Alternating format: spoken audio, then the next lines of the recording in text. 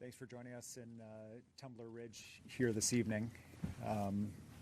With me and behind me are colleagues from different political parties, different levels of government, first responders, community members, Canuma Resources, a major employer here in town.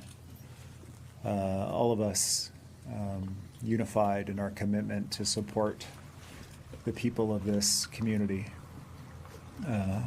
I've only been in town for maybe about an hour and a half or 2 hours now.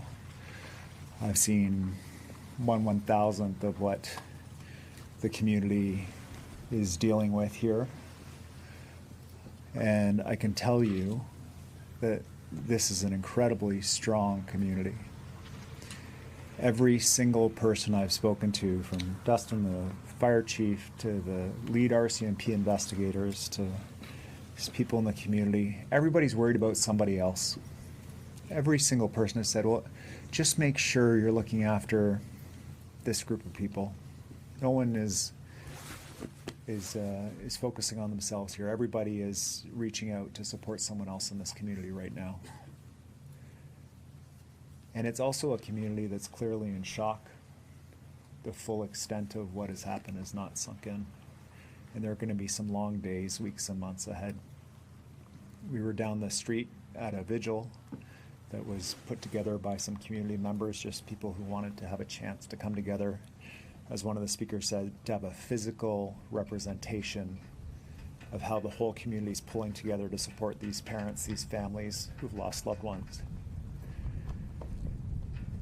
And there was a moment on the stage when the speaker talked about Maya, who's in the hospital with her family right now, a young girl who's fighting for her life and just clinging to life right now. And we were asked as a group to take a moment of silence to pray for however people pray or reflect, to send strength to that family right now. And that moment for me is representative of the profound tragedy.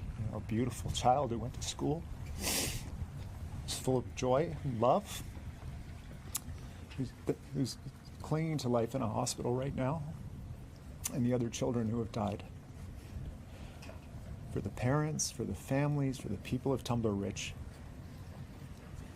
all of us here will make sure that the supports are here, knowing that they will never be adequate for what you're going through. We'll pray for you in whatever way we pray, and know that that's happening across Canada and around the world. The messages that we have all received from across this beautiful country, from around the globe, sending love to this small community in British Columbia. It's real. The commitments that we are making are a couple. One is that the supports will be here, and I want to thank Northern Health, the counselors who are here, the community center providing direct support to people right now in the community, for the first responders who had to attend to see this, to intervene, to the heroes who are in the school, staff, students. The stories are just starting to come out about everyone who stepped up to protect, to save lives. It's horrifying and inspirational at the same time, and there just aren't words to describe the feelings in this town right now. And as I say, I've been here for 2 hours. I want to thank the leadership at the local level, Mayor Darrell and his team, Lisa the CAO. They are huge. They've always been huge champions for this community, and they will continue to be so. I want to thank Canuma. This is a mining town. They employ 1,000 people in this community. They closed the mine so that families could be home together, so this community could grieve together. This is the kind of leadership that we're seeing here. It's amazing. I'd like to pass the microphone over to my federal colleague, the Federal Minister for Public Safety.